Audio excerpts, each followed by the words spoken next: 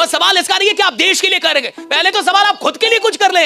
वक्त गुजरने के बाद ही वक्त के गुजरने का एहसास होता है। किसी का भी पीछा करते रहेंगे ना साहब, वो जिंदगी में नहीं मिलेगा। जो आदमी अपना परिवार ना बदल पाए वो देश का बदलेगा, वो समाज का बदलेगा। गरीब आदमी वो होता है जिसको छुट्टी बहुत चाहिए। एग्जामिनेशन में बैठ के एग्जाम नहीं निकलता। और याद रखिएगा कि अगर आप किसी को उपलब्धियों में हराना चाहते हैं तो सबसे पहले उसे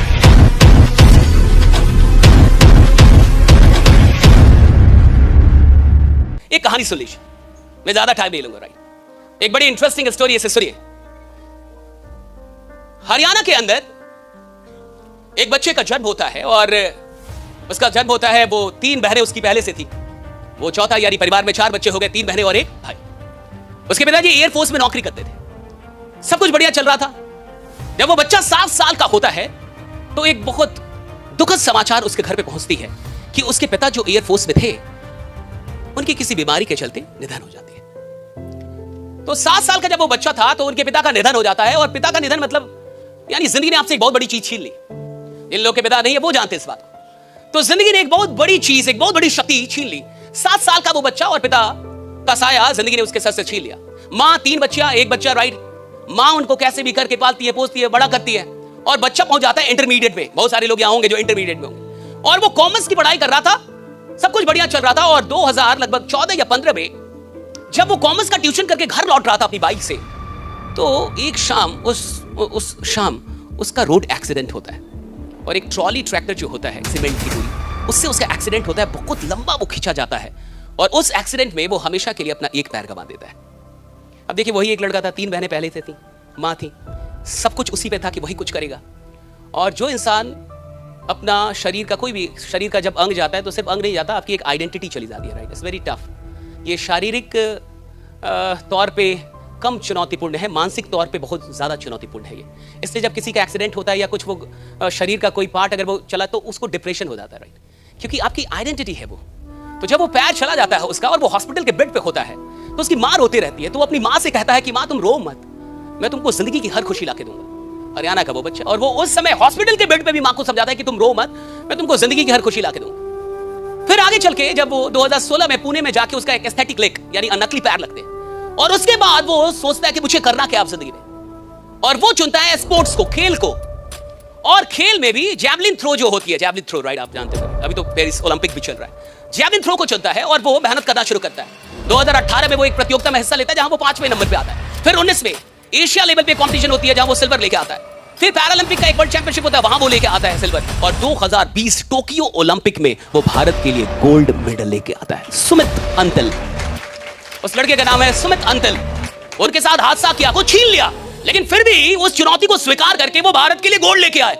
आज ईश्वर ने हमें सब कुछ बढ़िया दिया है, बढ़िया माँ बाप, अच्छा शहर, अच्छा कोचिंग, अच्छे गुरु, सारी अच्छी व्यवस्था, और फिर भी हम काम ना करें, हम अभागे हैं साहब। फिर भी हम मेहनत ना करें, हम अभागे हैं साहब। और सवाल इसका नहीं है कि आप देश के लिए करेंगे, पहले तो सवाल आप खुद के लिए कुछ कर लें। देश के लिए तो बहुत बड़ा है सोचना कि मैं देश के लिए कुछ बड़ा कर पाऊं, मैं समाज के लिए। पहले तो आप अपने लिए ईमानदार हो जाएं कि मैं खुद को बढ़िया बना लूं, जैसा हूं वैसा ना रहूं, खुद को बदल लूं इस पटना में आके। और अगर मैं आइडियलाइज में हूं तो मैं अपनी पढ़ाई को, अपनी चीजों को आगे लेके जाऊं, कुछ अच्छा करूं।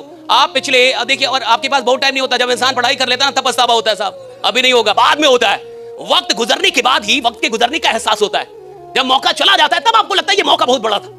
तो जब जिंदगी आपसे मौका छीन लेगी तब आपको लगेगा कि मुझे उस समय पढ़ लेना चाहिए। और किसी का भी पीछा करते रहेंगे ना साहब, वो जिंदगी में नहीं मिलेगा। जब आप जिंदगी में खुद पे मेहनत करेंगे, एक दिन दुनिया आपका पीछा करती है। आप जहां जाते लोग आपसे मिलना चाहते हैं। Right, people want to meet you, people want to see you. Right, people want to have clicks with you. Right, it's all about working on yourself. जब आदमी खुद पे मेहनत करता है ना साहब, तो जो चीजें उसे नहीं भी मिलनी थी वो भी मिलती है, जिसको नहीं भी आना था वो भी आता है। It's all about working on yourself. तो एक बात याद रखिएगा, आज आपके पास पटना में और बहुत बड़ा टाइम भी नहीं होता। मुझे नहीं पता आप कैसे परिवार से इधर आए और क्या आपके पिताजी और माँ की उम्मीदें हैं, लेकिन मुझे इतना पता है कि भारत का, बिहार का जो एक पिता होता है, उसकी उम्र अगर 50-60 साल है या 55 साल उसकी उम्र है, तो वो 12 घंटे काम कर रहा है साहब। आपके पिताजी 12 घंटे मेहनत कर रहे होंगे, 12 घंटे।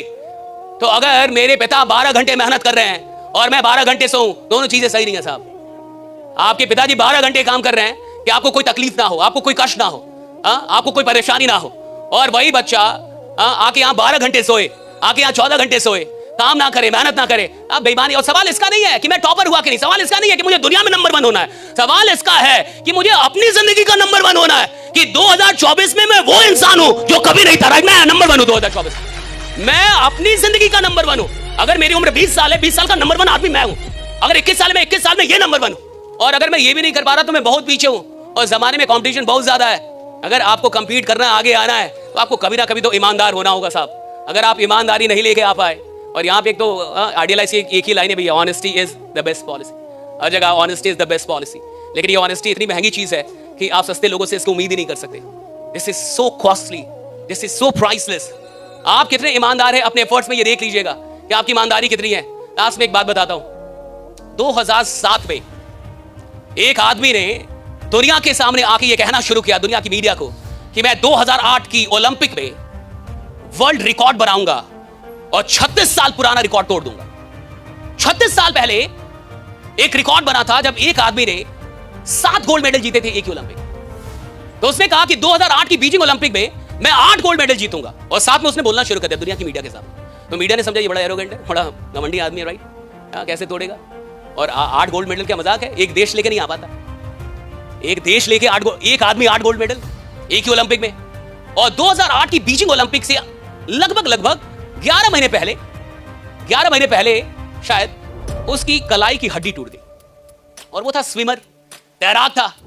तो डॉक्टर ने कहा कि 14 दिन आपको पानी से बाहर रहना है, और उनका कहना है कि अगर एक एथलीट जो तैरता है वो एक दिन पानी में ना जाए तो उसका शरीर 2 दिन पीछे हो जाता है, यानी 2 दिन वो पीछे हो जाएगा।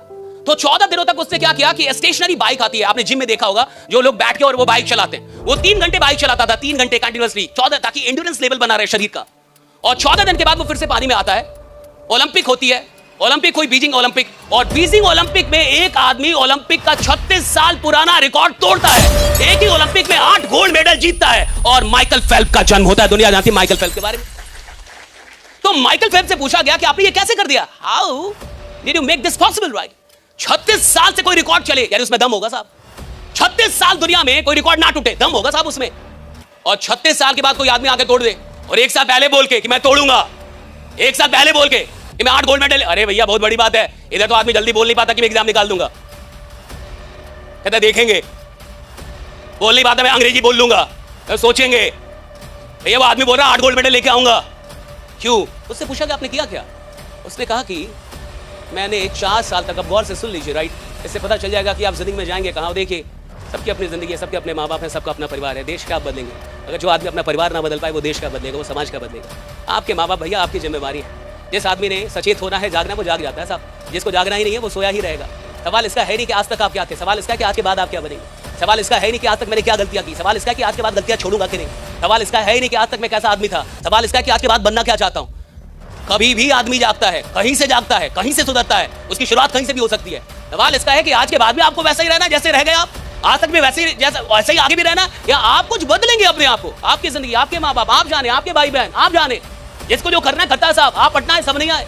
ये मौका आपको बार बार जीवन में नहीं मिलेगा, ये याद रखिएगा। अब एक बात समझिए, उससे पूछा गया, उसने कहा कि 4 साल, गौर से सुन लीजिए, कान खोल के दिमाग खोलिए, कहा कि 4 साल तक बिना एक दिन छुट्टी लिए, जब अमेरिका में 25 दिसंबर को पूरा अमेरिका छुट्टी मनाता था, उस दिन भी, यानी क्रिसमस के दिन भी, उस 25 दिसंबर को भी मैं अकेला प्रैक्टिस करता था, 10 से 12 घंटे पानी में रहता था और तैरता था।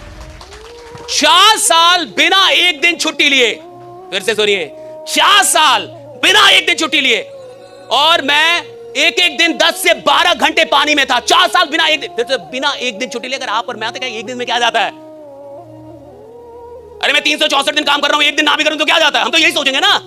वो कह रहा है कि क्रिसमस के दिन अमेरिका छुट्टी मनाता था, मैं पानी में रहता था, मैं प्रैक्टिस करता था। 4 साल बिना एक दिन छुट्टी लिए। आपको बात समझ में आ रही? 4 साल बिना एक दिन छुट्टी लिए। गरीब आदमी वो होता है जिसको छुट्टी बहुत चाहिए, जिसको बहुत छुट्टी चाहिए ना, गरीब आदमी होता है। असफल आदमी को छुट्टी चाहिए, असफल आदमी को आराम चाहिए, गरीब आदमी को आराम चाहिए। गरीब आदमी सिर्फ छुट्टी मांगेगा, और उसके लिए वो बॉस भगवान होता है जो छुट्टी दे दे। जिस आदमी को रिकॉर्ड बनाने हो, जिस आदमी को लीजेंड बनना होता है ना साहब, उसको छुट्टी से नफरत होती है, राइट, उसको आराम से नफरत होती है, उसको काम चाहिए साहब, उसको वो प्रैक्टिस। और याद रखिएगा, चैंपियन खेल में नहीं बनते, चैंपियन मैदान में नहीं बनते, चैंपियन मैदान में उतरने से पहले बन जाते हैं। चैंपियन मैदान में पैदा होता है नहीं साहब, चैंपियन अभ्यास में पैदा हो जाता है। 2008 में जब माइकल फेल्प्स ने बीजिंग ओलंपिक में 8 गोल्ड मेडल जीता, उससे पहले बोल दिया था, वो साथ में बोल रहा था मैं जीतूंगा। 8 में तो दुनिया ने देखा, 7 में तो वो जानता था कि मैं बन रहा हूं।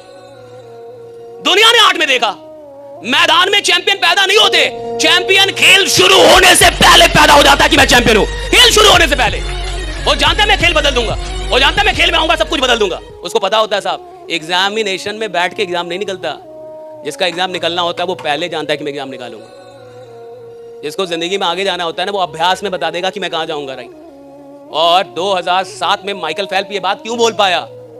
क्योंकि वो 4 साल में एक दिन छुट्टी नहीं लिया था। उसको पता था कि मैंने मेहनत की है। और याद रखिएगा कि अगर आप किसी को उपलब्धियों में हराना चाहते हैं तो सबसे पहले उसे मेहनत में हराइए, राइट।